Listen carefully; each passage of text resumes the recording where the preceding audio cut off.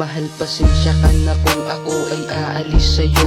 Ipapahinga ko lang ang pagod na puso ko, sapagkat hindi ko na kaya tiisin hapdi ng suga. Kasi habang tumatagal mas lalo itong lumalapad, mas lalong sumasakit kapag aking pinipigilan. Kaya naisip ko na ako ay lumayo na lang upang maghilom ang puso ko na sinugatan mo.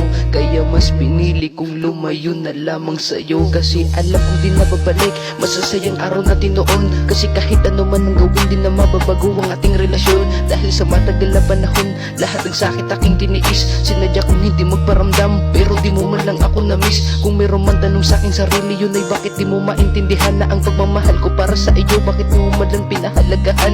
Kaya ngayon ang puso kong ito ay pagod na muli to na magmahal pa. At kung ito ay aking ipagpapatuloy, ako ang tanga sa ating dalawa. Pagod na ako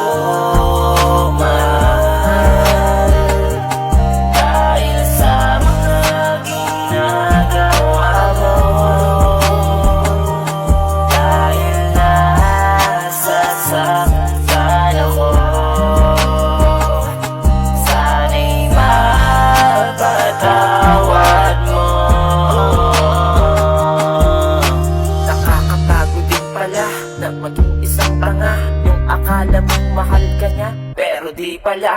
Yung sinagad mo na, lahat binigay mo na, pero para sa kanya lahat ng yun balewala. Umasa sa pangako na akala lang pala, yung babae na akala mo nasasamahan ka. Sa hirap man o ginawa at kayo may tumanda, lahat ng yun ay alaala na lang at mabubura. Kasi ang hirap pa naman natili kahit alam mo na di ka na mahal. Lahat ng yun ay binaliwala ko lamang at tuloy sa pagiging hangal. Tiniis ko ang lahat na sakit, mapatunayan ko lamang sa'yo na ako lang ang tanging lalaki na minahal ka. Kahit sa'yo ganto, pinagmukha lang ako tanga, niloko, ginago at nilagay sa sitwasyon na puro sakit. Pagmamahal ko ay di mo nadama, kahit ganun salamat pa rin. Salamat sa mga pinaramdam mo, malaman mo sana mahal po kita, pero pagod na ako. Pagod na